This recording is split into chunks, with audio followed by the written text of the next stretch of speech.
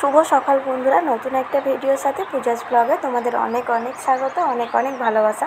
আশা করবো তোমরা সবাই ভালো আছো। তো আজকে তোমাদের সাথে শেয়ার করব আমি সকাল থেকে দুপুর পর্যন্ত যা যা কাজ করি। তো সবার আগে ঘুম থেকে উঠে ফ্রেশ হয়ে নিয়েছি। তো ফ্রেশ হয়ে নিয়ে আমার সকালের কাজ হচ্ছে আগে জানলাটা একটু খুলে দিই যাতে ঘরটা একটু আলো হয়ে যায়। তো তারপরে ব্রাশটা করে নেব। ব্রাশটা আমার করা হয়নি এখনও। তো এদিকে ব্রাশটা আমি করে নিচ্ছি। তো এখন আমার মাম্মাম ঘুম থেকে ওঠেনিও, ঘুমাচ্ছে। তো ও যতক্ষণ ঘুমায় সেই মুহূর্তটা আমি আমার নিজের কাজগুলো করে নেওয়ার চেষ্টা করি। কারণ ও ঘুম থেকে উঠে গেলে না একদমই হয় না, যেটা অভ্যাস করি সেটাই হয়। কারণ মানুষ তো অভ্যাসের দাস, তাই না? যখন যেটা অভ্যাস করা হবে তো সেটাতেই সেরকমভাবেই চলতে পারবো আমরা। তো তার জন্য ও যেহেতু ঘুমাচ্ছে আমি নিজেকে সবার আগে পরিষ্কার করে নিচ্ছি। তো ব্রাশ ট্রাশ করা হয়ে গিয়েছে আমার। তো এদিকে চুলটা একটু বেঁধে নিলাম, বেনুনি করে ঘুমাই তো সকালবেলা ফ্রেশ হওয়ার পর চুলটা যদি না আঁচড়াই তো একদমই ভালো লাগে না। তো মুখের মধ্যে সেভাবে কিছু ব্যবহার করি না, তো শুধু ওই টোনারটা একটু ব্যবহার করি, কারণ মুখে আমার খুব অয়েলি স্কিন, তো খুব প্রবলেম হয়। তো তারপরে সকালে সবার আগে কাজ হচ্ছে বিছানাটা তোলা। মামামকে তুলে খাইয়ে দাইয়ে ওকে নিচে দিয়ে এসেছি। তো আমার কিন্তু এখনও চা খাওয়া হয়নি। তো বিছানাটা তুলে নেব আজকে। তো তারপর আগে ভাবলাম যে একটুখানটা পরিষ্কার করে নিই, একটু ধুলো জমেছে। প্রায় অনেক দিনই হয়ে গেল কি পরিষ্কার করা হয়নি এগুলো।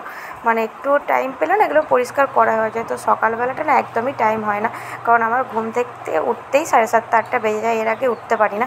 তো বিছানাটা ঘরে ঢুকে যদি বিছানা না পরিষ্কার থাকে একদমই ভালো লাগে না। তো এই যে আমার বিছানাটা পরিষ্কার করে তোলা হয়ে গিয়েছে। একটু সকাল করে উঠতে পারলে না অনেকটা কাজ এগিয়ে যায়, কিন্তু এটা আমার এমন অভ্যাসটা, তো আমি একদমই সকালে উঠতে পারি না। তো তার জন্যই আমার এত লেটও হয়, কাজগুলো করতেও অনেক দেরি হয়ে যায়। তো এই যে ঘরটা এখন ঝাড়ু দিয়ে নিচ্ছি। তো যদিও ঘরের মধ্যে খুব ঘরে ধুলো হয়, জিনিসপত্রতে খুব ধুলো হয়, মেঝেতে খুব একটা ধুলো হয় না। আমি সকালে একবারই ঝাড় দিই। আর এই পুছছি যে ঘরটা রোজ আমি মুছি না, 2-3 দিন ছাড়া ছাড়া ঘরটা মুছি, ঝাড়ু দিলেই হয়ে যায়। মেঝেতে বললে আমি খুব একটা ধুলো হয় না।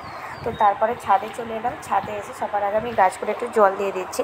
গাছে জল যদিও বা আমার শাশুড়িমাই দেয়, তো আজকে ভাবলাম কি জল যেহেতু দেওয়া হয়নি তো আমি দিয়ে নিই। তো জামা কাপড়গুলো কাচা হয়ে গিয়েছিলো, বিশেষ করে আমার মামামের কাঁথা জামা কাপড় ওরই বেশি থাকে, ডেলি কাচা। তো ওরগুলো কেচে সবার আগে মেলে দিচ্ছি। তো শুধু ওর না, আমারও নাইটি এটা ওটা সেটা থাকেই। তো সেগুলো আগে মেলে দেবো। তো সকালে ছাদে এলে মনটা একদম ভালো হয়ে যায়। কিচিরমিচির পাখির আওয়াজ, হালকা হালকা হাওয়া, খুব ভালো লাগে এই ওয়েদারটা। কিন্তু আর একটু পর এত রোদ উঠে যাবে, একদমই ভালো লাগবে না। তো সবারই চা খাওয়া হয়ে গিয়েছে। তো আমি এখন নিজের জন্য একটু চা করে নিলাম।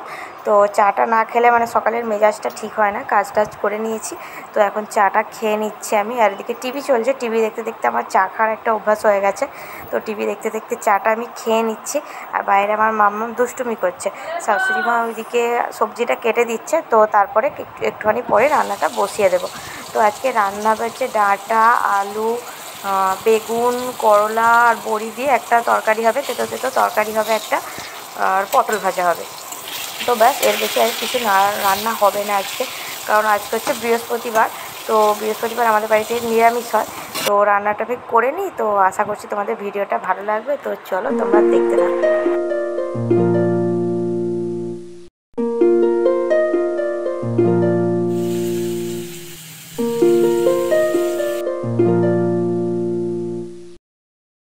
তো এদিকে সবজিগুলো প্রায় ভাজা হয়ে গিয়েছে। তো ভাজাটার যে তেলটা একটু পড়েছিল, তো সেই তেলটা দিয়ে আমি ডাঁটাটা ভেজে নিচ্ছি। তো রান্নাবান্নাটা আমরা একটু সকালই করি, অনেকটাই সকালে হয়ে যায়, কারণ এদিকে মাম্মামকে চান করানো থাকে, খাওয়ানো থাকে, ওখানে টাইমটা একটু সেই সময়টা ওকে একটু টাইমটা ঠিকঠাক দিতে হয়।